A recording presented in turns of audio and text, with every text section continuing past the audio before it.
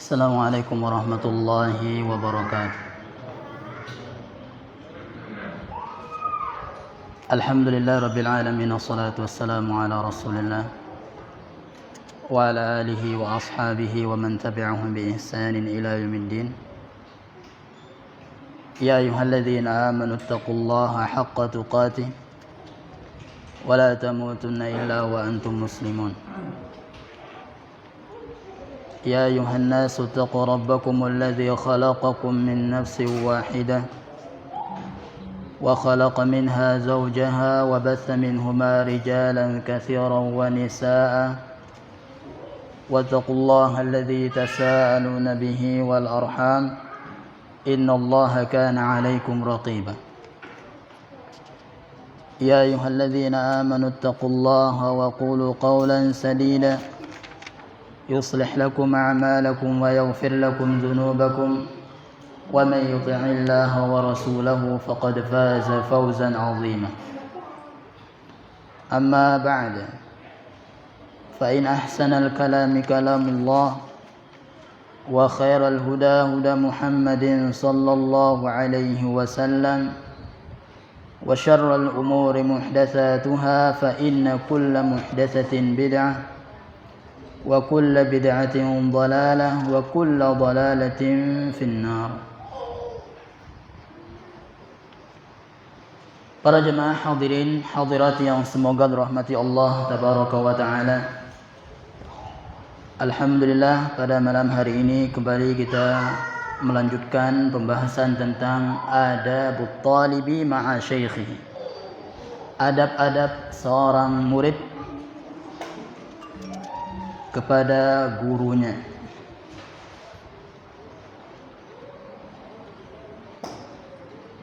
Mempelajari akan hal ini jemaah adalah termasuk di antara yang telah dikatakan oleh para ulama, yaitu banyak di antara para ulama yang mempelajari adab sebelum ilmu, dan adab itu sendiri termasuk ilmu. Ada di antara mereka yang mempelajari adab 10 tahun, 15 tahun, bahkan ada yang lebih dari itu. Namun sekali lagi, adab ini juga termasuk ilmu. Kemudian juga dengan adab jamaah, para ulama mengatakan bil adabi tafhamul ilma. Dengan kita beradab, maka Allah akan mudahkan kita untuk dapat memahami ilmu yang kita pelajari. Oleh karena itu, senantiasalah kedua orang tua untuk mengajarkan adab kepada anak-anaknya. Setiap anaknya pergi ke sekolah misalnya, maka ajarkan dia, ingatkan dia agar nanti beradab di sekolahnya bersama gurunya. Para jemaah rahmati Allah tabaraka wa taala. Adab yang selanjutnya yang disebut oleh Syekh di sini adalah at-talibu yashkuru syaikhahu. Seorang murid itu harus berterima kasih kepada gurunya. Seorang murid harus berterima kasih kepada gurunya. Sahabat Abu Hurairah radhiyallahu taala anhu qala Rasulullah sallallahu alaihi wasallam la yashkurullaha man la yashkurun nasa. Seseorang tidak dikatakan telah bersyukur kepada Allah ketika dia tidak bersyukur kepada manusia, tidak berterima kasih kepada manusia. Dan ucapan terima kasih yang sangat ablagh, yang sangat sempurna dari ucapan kita yang bahasa Indonesia terima kasih adalah jazakallahu khairan. Nabi sallallahu alaihi wasallam bersabda, "Man suni'a ilaihi ma'rufun faqala li fa'ilihi jazakallahu khairan faqad ablagha fi tsana'i." siapa saja yang telah diberikan kebaikan oleh seseorang, kemudian dia berkata kepada orang tersebut, berkata berterima kasih dengan berkata mengucapkan doa jazakallahu khairan.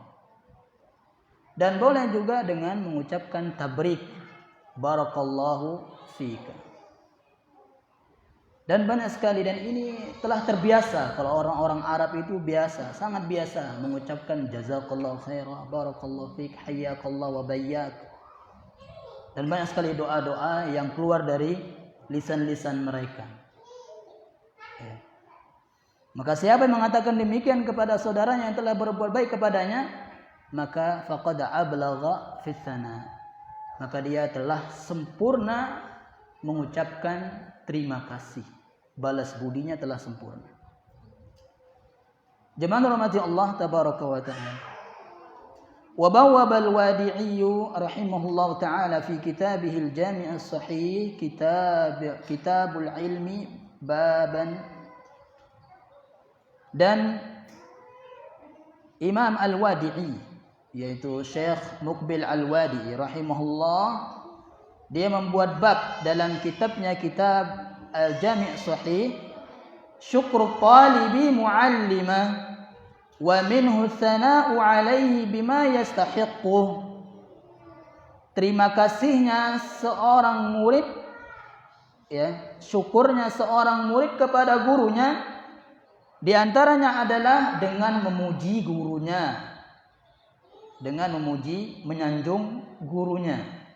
Nah, sanjungan yang tentunya tidak berlebihan, sanjungan yang tentunya tidak berlebihan.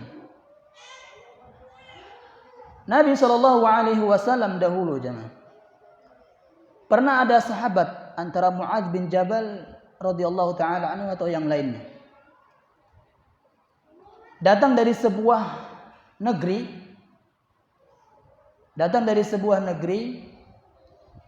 yang negeri tersebut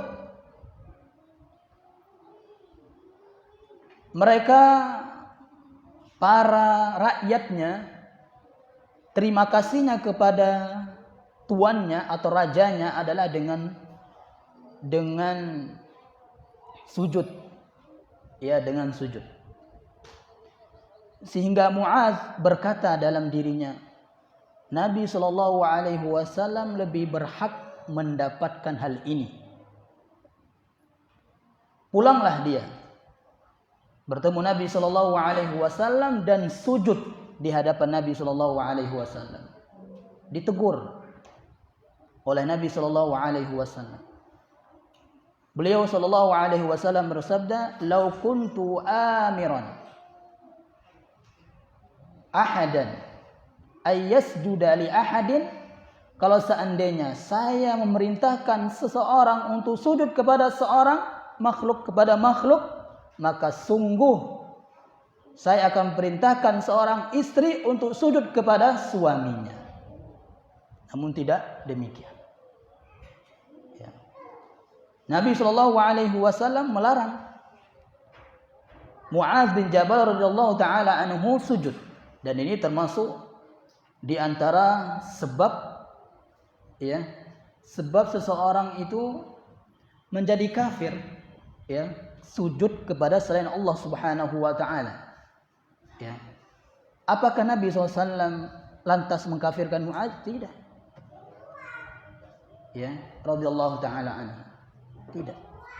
Karena Mu'adz bin Jabal radhiyallahu taala anhu dalam keadaan tidak tahu. Oleh karena itu, jemaah, di antara syarat-syarat yang harus benar-benar dipenuhi, ya, dalam ilmu mengkafirkan itu adalah yang pertama, kalau dia masih tidak tahu maka harus dikasih tahu terlebih dahulu. Kalau ada syubhat dalam takwil, ya, bahasanya takwil, yaitu ada syubhat dalam dirinya, maka hilangkan syubhatnya dahulu. Ini namanya mawani takfir, penghalang seseorang untuk dikafirkan. Bodoh atau tidak tahu, kemudian ada syubhat dalam dirinya, ya, itu diantaranya. Makanya enggak sebarang seorang itu mengkafir. Dikit-dikit sekarang kan kafir, dikafirkan. Ya. Para jemaah rahmati Allah tabaraka wa taala.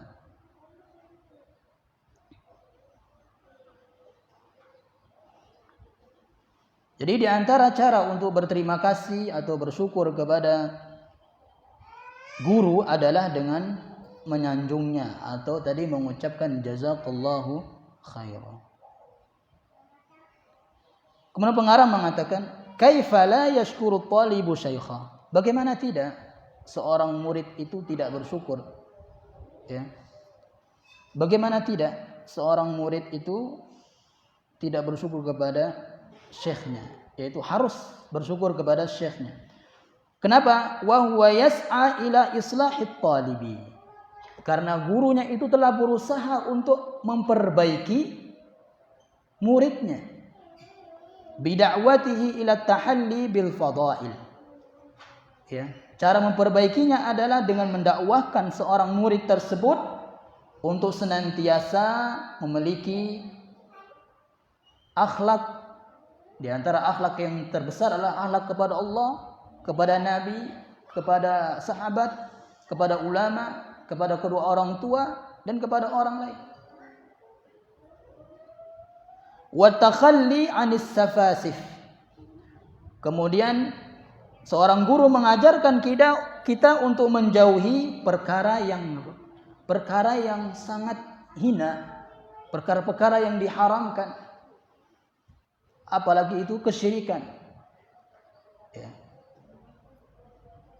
Wala rubbama sa'a syaikhu fi naf'i talibi bil mal in qadira. Dan terkadang seorang guru itu terkadang seorang guru, seorang syekh itu membantu seorang murid dengan harta. Ya. Misalnya membelikan sesuatu kepada muridnya. Misalnya gurunya itu, ini yang sering terjadi di Madinah ya, di Mekah Madinah itu, Arab Saudi. Seperti misalnya Syekh bin Baz. Ya, setiap dia diminta dikasihkan. Ya. Walaupun jumlahnya besar dikasih oleh Syekh bin Baz rahimahullah taala. Kemudian diikuti oleh Syekh Al-Utsaimin, muridnya rahimahullah taala. Ya. Bahkan semua gaji-gajinya itu dia infakkan untuk kepada murid-muridnya yang sudah menikah di antaranya. Ya. Ini kalau mampu. Kalau gurunya itu mampu. Ba'da an badzala lahu al-ilman nafi'. Jadi selain dia memberikan ilmu, seorang guru juga memberikan harta terkadang kalau dia mampu.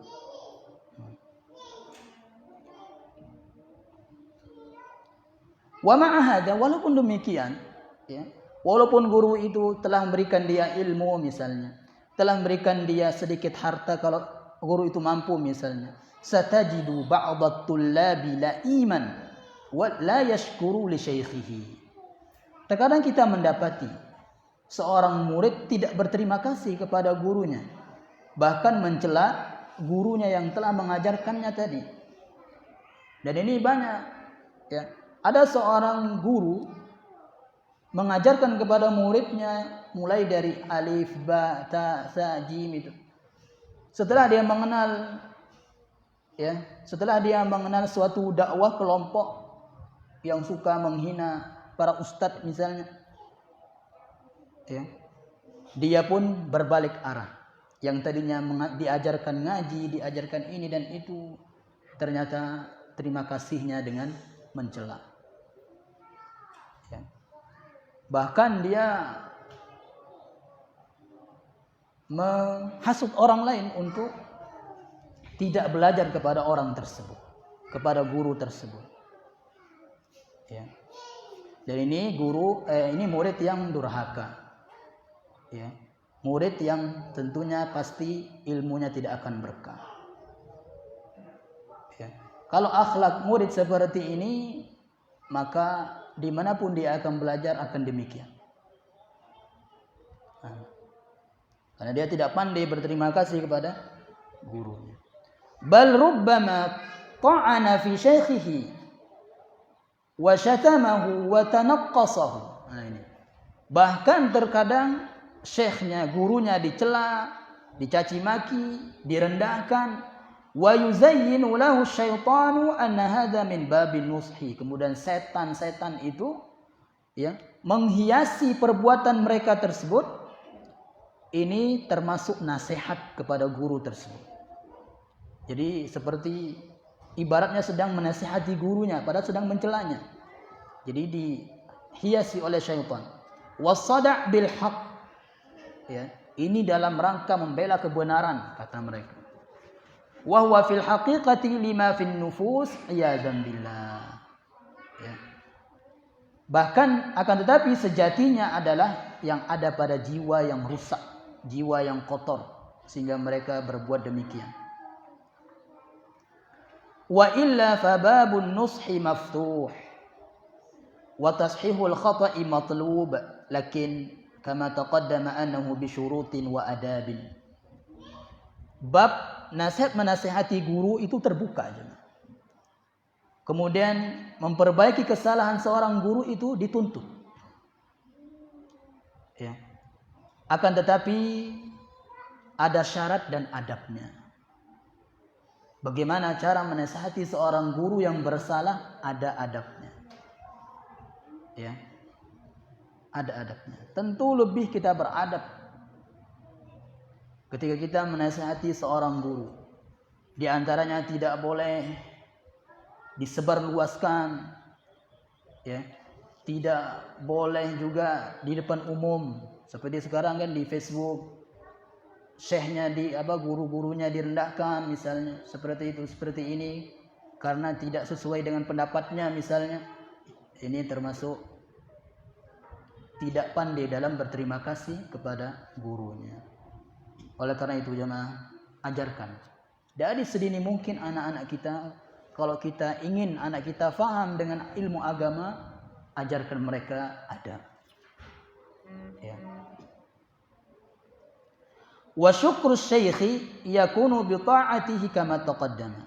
Dan cara berterima kasih kepada guru diantaranya adalah dengan taat kepada gurunya, selama itu bukan maksiat. Selama itu bukan maksiat sebagaimana sudah kita jelaskan di pekan yang lalu. Wa du'a ilahu, kemudian berdoa, mendoakan kebaikan kepada gurunya. Nanti kita akan jelaskan ini. Wal i'tirafu lahu bil fadli ba'dallahi azza wa jalla wa ihtiramihi. Kemudian dengan cara menghormatinya, kemudian dengan mengakui keutamaannya, ya. Nah, selanjutnya adab selanjutnya adalah at-talibu yasta'zinu syaikhahu fi akhdhil ilmi anhu. Seorang siswa, seorang murid itu harus minta izin kepada gurunya kalau ingin belajar ilmu kepada guru tersebut. Ya, minta izin terlebih dahulu. Sebagaimana Musa minta izin kepada Nabi Khadir alaihi wassalatu wassalam. Ya.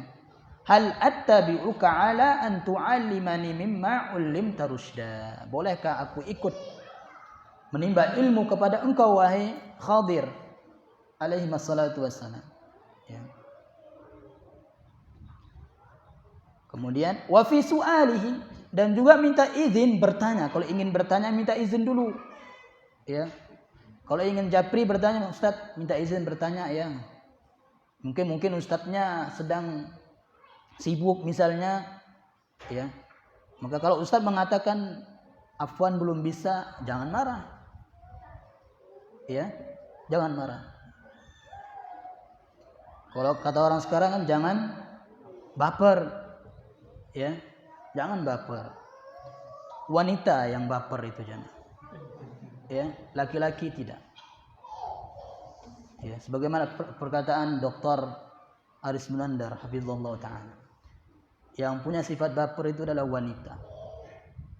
Ya, laki-laki itu tidak. Laki-laki itu harus dadanya harus lapang.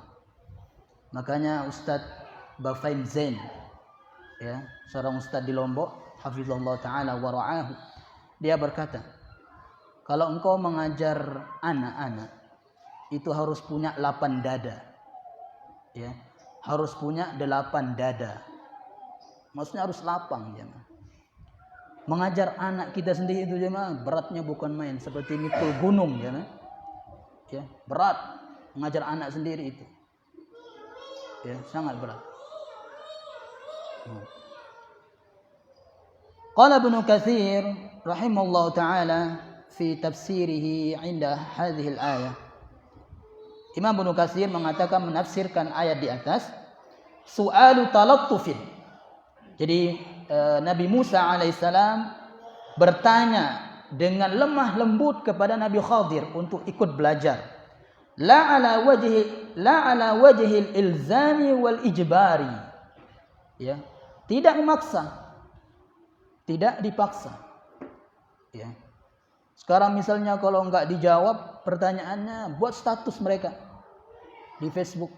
Ini ada ustadz kok enggak mau jawab pertanyaan misalnya. Ya.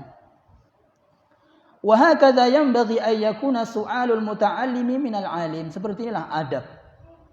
Ya, minta izin terlebih dahulu kepada guru kita kalau kita ingin belajar kepada dia. Wa fil intiqali ila syaikhin akhara wa ghairi dzalik. Maka harus minta izin juga kalau ingin belajar ke guru yang lain. Ini aja. Ya, nanti kita akan jelaskan di sini. Dalilnya akan hal ini, jemaah, adalah sebagaimana Mu'adz bin Jabal radhiyallahu taala anhu berkata kepada Nabi, "Ya Nabi Allah, ata'zanu li fi an ataqaddama ilaika ala tibati nafsin?" Wahai Rasulullah, apakah engkau mengizinkan saya untuk berjalan bersamamu? Ya. Dia kan di belakang Nabi. Kemudian dia minta izin. Ya Rasulullah, saya minta izin untuk berjalan bersamamu, ya. Berjalan ini sejajar gitulah, berjalan bersama, agar ingin bertanya, ya, ingin bertanya. Mu'adz ingin bertanya kepada Nabi SAW dan minta izin terlebih dahulu. Ya. Apa kata Nabi SAW? Na'am, silakan. Ya.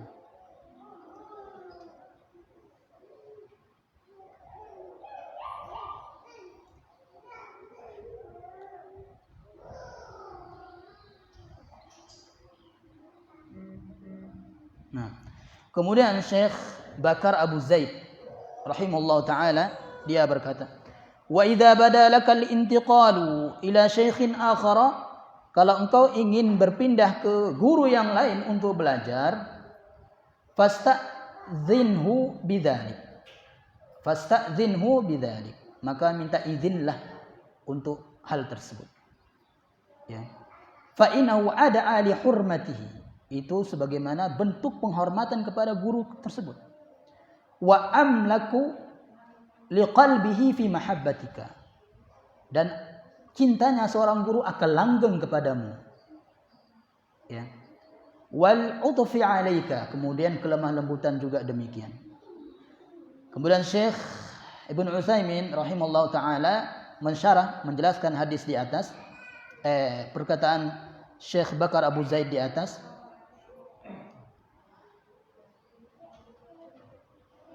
Idza bada laka an tantaqila ila syai'in akhar atau an tata'allama min syaikhin akhar. Kalau engkau ingin pindah atau belajar ke syekh yang lain, ilmu yang tidak ada pada guru yang pertama tadi misalnya. Ya, kemudian dia ingin belajar ke seorang guru, maka minta izin dulu. Nanti ada manfaatnya minta izin ini. Fa innahu minal adabi an tasta'zina. Maka termasuk adabnya adalah minta izin lil faidah. Ya, karena ada faedahnya minta izin tersebut. Faedahnya adalah yang pertama, seorang guru tadi yang dimintai izin tadi, ya, dia akan menunjukkan kepadamu akhlak dan adab. Ya, mungkin nanti ketika kita minta izin, guru tersebut akan berkata, nanti kalau engkau belajar ke situ, jaga adabmu, jaga akhlakmu. Ya. Yang kedua, yadullu ala ihtirami talibi syaikhahu. Manfaat yang kedua adalah ini menunjukkan bahwasanya bentuk penghormatan kepada guru yang pertama tadi. Bentuk penghormatan murid pada guru yang pertama tadi. Yang ketiga, yajlibu lit talibi mahabbatas syaikhi. Seorang siswa tadi, seorang murid yang minta izin tadi, dia akan mendapatkan kecintaan gurunya. Ya.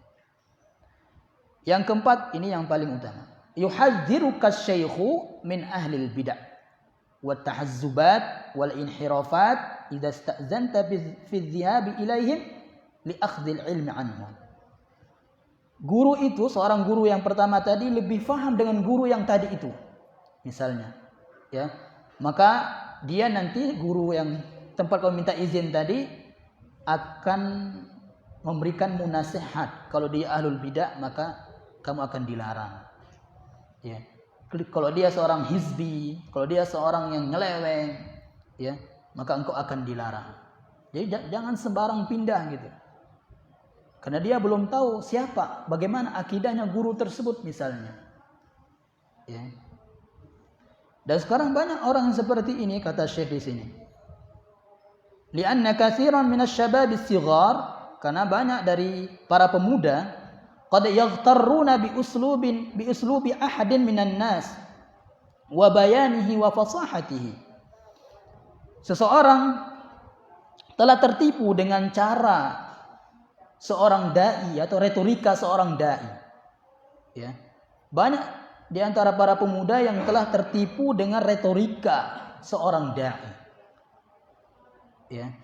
Di antara retorika yang menipu adalah misalnya dengan membuat orang banyak tertawa. Wah, ini enak ini, ada ketawanya. Kalau yang di sana itu diam aja enggak ada ketawanya. Ya.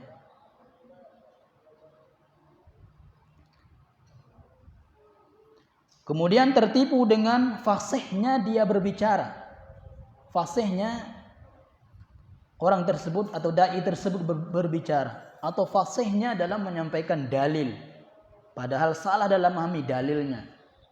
Ya, menyebutkan ini dan itu misalnya. Banyak orang tertipu demikian. Ya. Fayazunnuna dzakar rajul al-azim. Maka mereka mengira bahwasanya dai tersebut adalah dai yang sunni, ya, dai yang ahlus sunnah wal jamaah. Lakinnahu ala khata', akan tetapi itu sebuah kesalahan. Ya. Oleh karena itu sangat-sangat berfaedah sekali kalau kita ingin menuntut ilmu yang lain yang enggak ada pada guru kita itu minta izin terlebih dahulu. Nah, adab yang selanjutnya,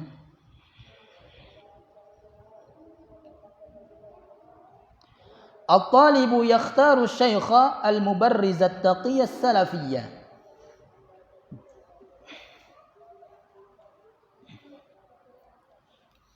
Seorang murid, ya, ketika ingin berguru, maka dia harus bertanya dulu kepada seseorang yang lebih tahu daripada dia, misalnya. Bertanya, yaitu memilih seseorang yang akan dijadikan seorang guru untuk dia, ya, yang bertakwa dan salafi. Ya, ingat, guru yang harus kita nimba ilmu kepada dia adalah orang yang bertakwa dan salafi. Ya, harus salafi. Kalau orang itu enggak salaf, maka tutup telinga kita. Tidak boleh nuntut ilmu kepada mereka. Nanti akan dijelaskan oleh Imam Malik rahimahullah di sini. Dalilnya adalah surah An-Nahl ayat 43. Fas'alu ahla dzikri in kuntum la ta'lamun. Bertanyalah kalian kepada ahlu zikir, yaitu bukan orang suka-suka zikir, ya. Maksudnya di sini ahlul ilmi, yaitu para guru yang bertakwa dan salafi. Ahlan zikri in kuntum la ta'lamun, kalau kalian tidak mengetahui. Imam Malik rahimahullah berkata, La yu'khadzul ilmu min arba'atin. Ilmu tidak boleh diambil dari 4 orang. Yang pertama, la ta'khudh min safihin mu'linin bis safihi. Tidak boleh seorang mengambil ilmu, jangan kamu mengambil ilmu kepada orang yang safih, dungu, dan menampakkan kedunguannya. Wa in kana arwan nas, walaupun dia manusia yang paling wara', ya, tapi dia dungu, menampakkan kebodohannya. Wala ta'khudh min kadzdzabin yakdzibu fi ahaditsin nasi idza jarraba dzalika alaihi. Dan janganlah kamu, yang kedua, jangan kamu mengambil ilmu kepada orang yang suka berbohong. Berbohong kepada manusia. Ya. Berbohong kepada manusia. Dan orang yang suka banyak bohong itu jemaah, orang yang banyak hutangnya. Ini kata Nabi SAW, orang yang banyak hutang maka suka berbohong. Ya, suka berbohong. Bahkan anaknya diajarkan berbohong. Nanti kalau ada orang datang, bapak nggak ada di rumah, padahal lagi tidur, ya, atau sembunyi. Ya, jadi suka bohong. Orang banyak hutang itu suka bohong. Nah, maka sangat-sangat tercela kalau ada, ya, seorang ustaz misalnya yang suka berhutang, ya, yang suka berhutang, saking banyak hutangnya kan bohong juga, ya. Maka nggak pantas untuk ngambil ilmu kepada orang yang suka bohong, walaupun dia nantinya tidak pernah berbohong atas Nabi SAW, tidak pernah menyampaikan hadis palsu misalnya, ya, karena itu dusta kepada Nabi SAW. Tapi dia berbohong kepada manusia. Bahkan Imam Bukhari sudah kita jelaskan, Imam Bukhari saja enggak mau ngambil hadis dari orang yang berbohong kepada hewan, ya, apalagi kepada manusia.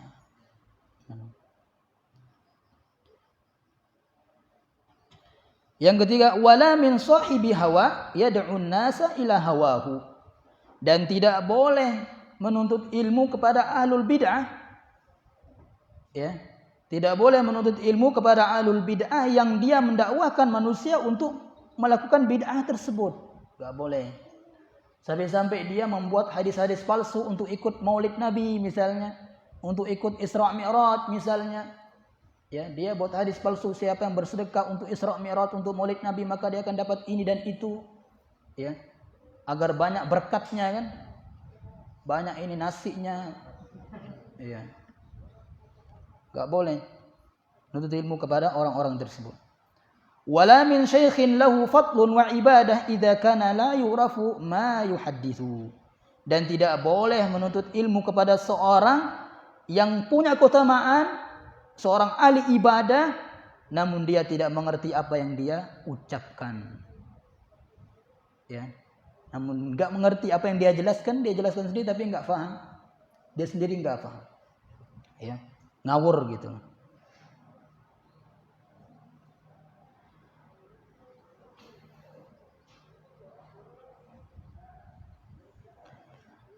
Qala Ibnu Jama'ah rahimallahu taala fi tadhkirah, dia berkata, annahu yanbaghi lit-talibi ay yuqaddima an-nazara wa yastakhira Allah fi man ya'khudhu al-ilma anhu.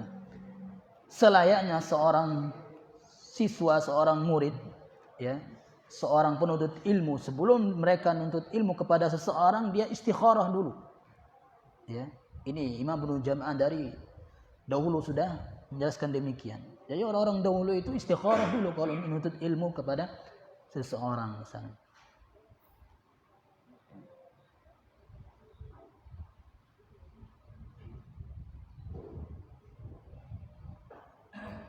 Nah, kemudian Imam Asy-Syafi'i rahimahullah berkata, man tafaqqaha min butunil kutubi dhayya'al ahkama. Siapa yang mengambil ilmu dari kitab-kitab saja tanpa guru atau didak, maka dia akan banyak menyia-nyiakan hukum. Ya. Dan kita enggak boleh nuntut ilmu kepada orang yang otodidak. ya, yang dia tidak dikenal punya guru. Dia enggak punya guru misalnya, enggak boleh menuntut ilmu kepada orang tersebut. Min a'zamil baliyati tamsyikhus sahifah. Ya. Termasuk musibah yang paling besar adalah berguru kepada orang yang belajarnya otodidak. Musibah yang paling besar. Dia tidak dikenal ya sebagai orang yang rihlah menuntut ilmu agama. Tidak pernah merasakan manis pahitnya menuntut ilmu agama.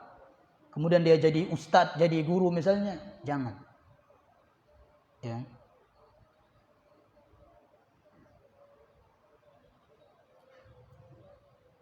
Karena orang yang demikian, orang yang hanya belajar baca saja tanpa ada gurunya, itu lebih banyak salahnya daripada benarnya. Benarnya ada, tapi lebih banyak salahnya. Makanya enggak boleh berguru kepada orang-orang yang demikian.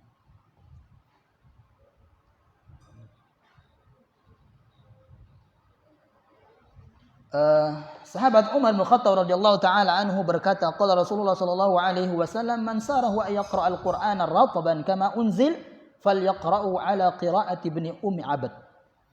Siapa saja yang ingin membaca Al-Qur'an seperti bacaan diturunkannya Al-Qur'an, sebagaimana diturunkannya Al-Qur'an seperti bacaannya Nabi sallallahu alaihi wasallam, maka nuntutlah, carilah ilmu qiraah, cara baca tersebut kepada Ibnu Mas'ud radhiyallahu taala anhu.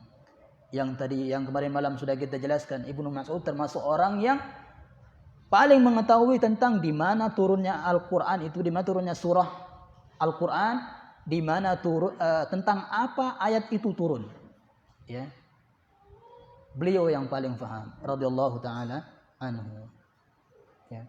Makanya nuntut ilmu lah kepada orang-orang yang sudah terkenal mereka rihlah dalam menuntut ilmu agama, sudah terkenal punya guru-guru. Ya. Jadi sekali lagi bukan gurunya buku. Ya.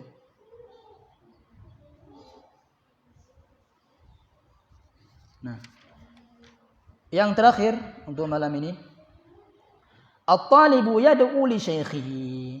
Seorang murid hendaknya mendoakan gurunya, mendoakan kebaikan, bukan kejelekan, kebaikan.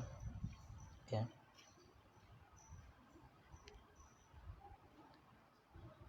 Dalilnya, wa man sana'a ilaikum ma'rufan fakafi'uhu fa in lam tajidu ma tukafi'unahu fad'u lahu hatta taraw annakum qad kafa'tumuhu.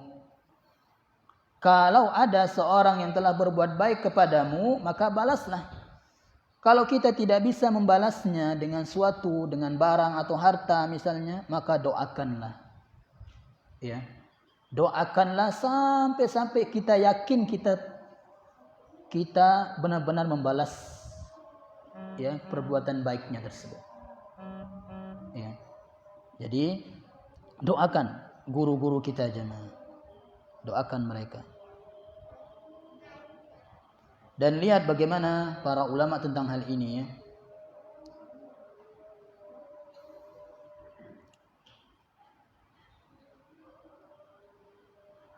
Yaitu Imam Ahmad rahimahullah ta'ala, bagaimana dia mendoakan Imam Asy-Syafi'i rahimahullah ta'ala karena gurunya.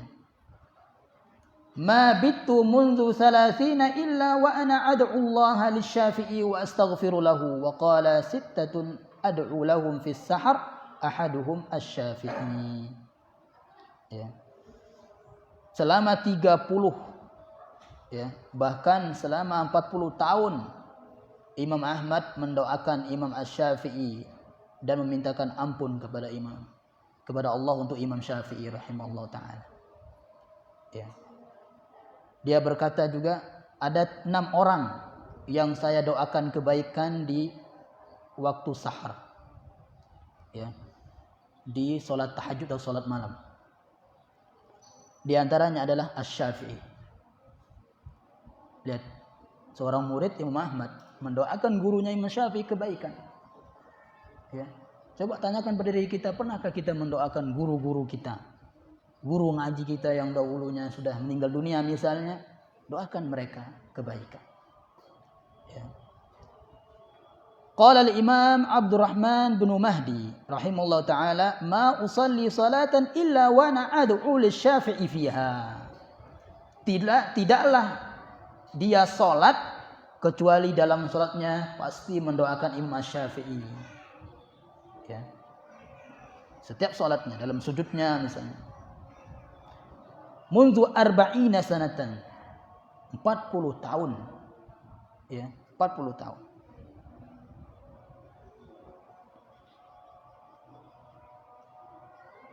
Dan masih banyak lagi orang-orang yang seperti ini. Ya. Rahimahumullahu ta'ala. Ya. Makanya fabi hudahu muqtadi. Ya. Ikutilah ajaran-ajaran mereka.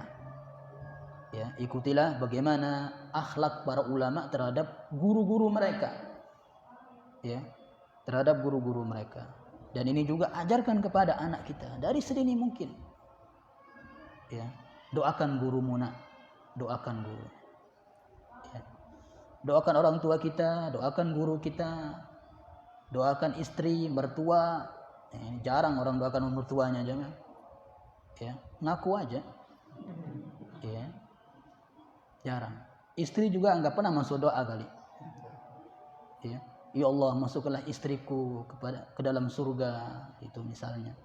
Ya Allah berikanlah hidayah kepada istriku untuk taat kepada saya misalnya. Ya, itu. Jadi kita banyak minta harta daripada itu jemaah. Doa kita banyak mayoritas minta harta. Doa kita. Ya. Namun ada doa yang sangat masya Allah jemaah. Doa ini ditulis oleh Syekh Wahab Al-Qahtani rahimahullah ta'ala, yang bukunya banyak sekali itu.